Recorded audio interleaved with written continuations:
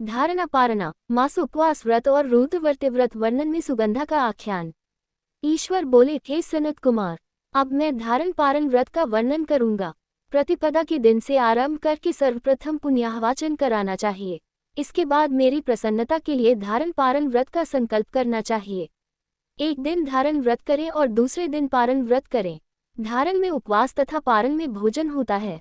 श्रावण मास के समाप्त होने पर सबसे पहले पुण्याहवाचन कराना चाहिए। इसके बाद हे मानद, आचार्य तथा अन्य ब्राह्मणों का वरण करना चाहिए।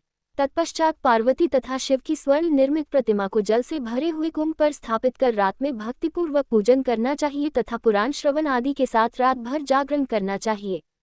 प्रातःकाल अग्निस्थापन करके विधिपूर्वक होम करना चाहिए। त्रयंबक, इस मंत्र से तिल मिश्रित भात की आहुति डालनी चाहिए।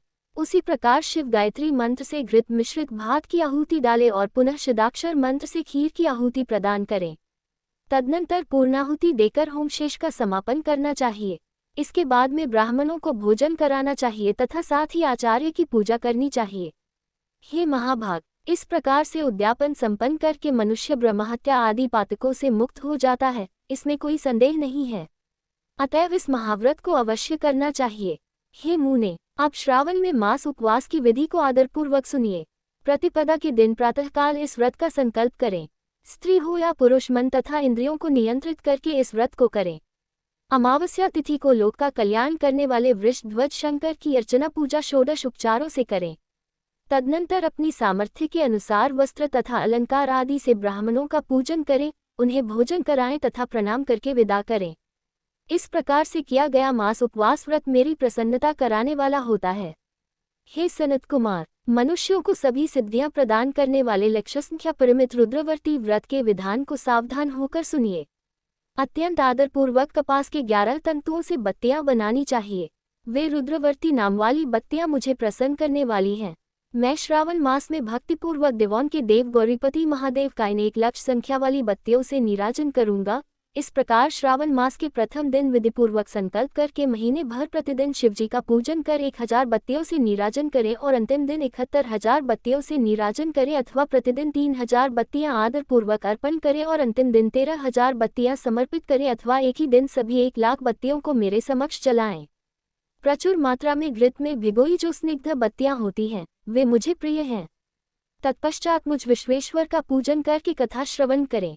सनत कुमार बोले, हे देव, हे जगन्नाथ, हे जगदानंद कारक, कृपा करके आप मुझे इस व्रत का प्रभाव बताएं। हे प्रभु, इस व्रत को सर्वप्रथम किसने किया तथा इसके उद्यापन में क्या विधि होती है? ईश्वर बोले, हे ब्रह्मपुत्र, व्रतों में उत्तम इस रुद्रवर्ती व्रत के विषय में सावधान होकर सुनिए। यह व्रत महापुण्यप्रद, सभी उपद्रवों का नाश करने वाला, प्रीति तथा सौभाग्य देने वाला, पुत्र पौत्र समृद्धि प्रदान करने वाला, व्रत करने वाले के प्रति शंकर जी की प्रीति उत्पन्न करने वाला तथा परम पद शिवलोक को देने वाला है। तीनों लोकों में इस रुद्रवर्ती के समान कोई उत्तम व्रत नहीं है। इस संबंध में लोग ये प्राचीन दृष्टांत देते हैं। क्षिप्रा नदी के रम्य तट पर उज्जैनी नामक सुंदर नगरी थी। उस नगरी में सुगंधा नामक एक परम सुंदरी वीरांगना थी। उसने अपने साथ संसर्ग के लिए अत्यंत दुसह शुल्क निश्चित किया था। 100 स्वर्ण मुद्रा देकर संसर्ग करने की शर्त राखी थी। उस सुगंधा ने युवकों तथा ब्राह्मणों को भ्रष्ट कर दिया था। उसने राजाओं तथा राजकुमारों को नग्न करके उनके आभूषण आदि लेकर उनका बहुत तिरस्कार किया था। इस प्रकार उस सुगंधा ने बहुत लोगों को लूटा था।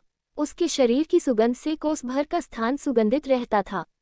वह पृथ्वी तल पर रूप लावण्य और कांति की मानो निवास स्थली थी।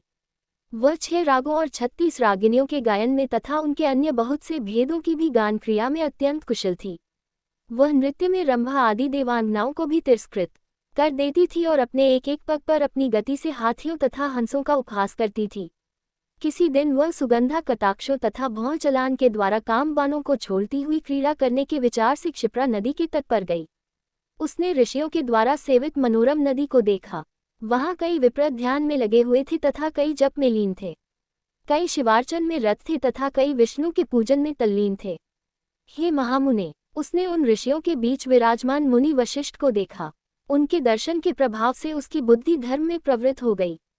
जीवन तथा विशेष रूप से विषयों से उसकी विरक्ति हो गई। वह अपना सिर झुकाकर बार बार मुनि को प्रणाम करके अपने पाँव की निवृत्ति के लिए मुनिश्रेष्ठ वशिष्ठ जी से कहने लगी। सुगंधा बोली, हे अनाथनाथ, हे विप्रेंद्र, हे सर्वविद्या विशारद, हे योगीश, मैंने बहुत से पाप किए हैं, अतः हे प्रभु, उन समस्त पापों के नाश के लिए मुझे उपाय बताए। ईश्वर बोले, हे सनत कुमार।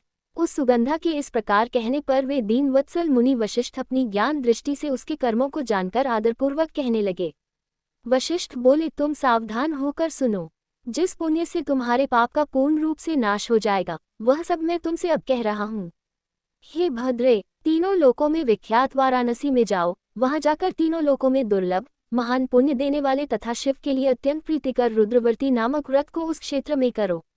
हे भद्रे, इस व्रत को करके तुम परमगति प्राप्त करोगी। ईश्वर बोले, तब उसने अपना धन लेकर सेवक तथा मित्र सहित काशी में जाकर वशिष्ठ के द्वारा बताए गए विधान के अनुसार व्रत किया। इस प्रकार उस व्रत के प्रभाव से वह सशरीर उस शिवलिंग में विलीन हो गई। हे सनत कुमार, इस प्रकार जो स्त्री इस परम दुर्लभ व्रत को करती है, वह जिस अभीष्ट पदार्थ की इच्छा करती है, उसे निसंदेह प्राप्त करती है। हे सुव्रत, अब आप माणिक्यवर्तियों का महात्म्य सुनिए। हे विपेंद्र, उन माणिक्यवर्तियों के व्रत से स्त्री मेरे अर्ध आसन की अधिकारिणी हो जाती है और महाप्रलय पर्यंत वह मेरे लिए प्रिय रहती है।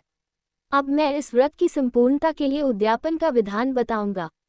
चांदी की बनी हुई नंदीश्वर की मूर्ति पर आसीन सुवर्णमय भगवान शिव की पार्वती सहित प्रतिमा को कलश पर स्थापित करना चाहिए और विधि के साथ पूजन करके रात्रि में जागरण करना चाहिए। इसके बाद प्रातःकाल नदी में निर्मल जल में विधिपूर्वक स्नान करके 11 ब्राह्मणों सहित आचार्य का वरण करना चाहिए। तत्पश्चात रुद्रसूक्त से अथवा गायत्री से अथवा मूल मंत्र से घृत, खीर तथा बिल्वपत्रों का होम करना चाहिए।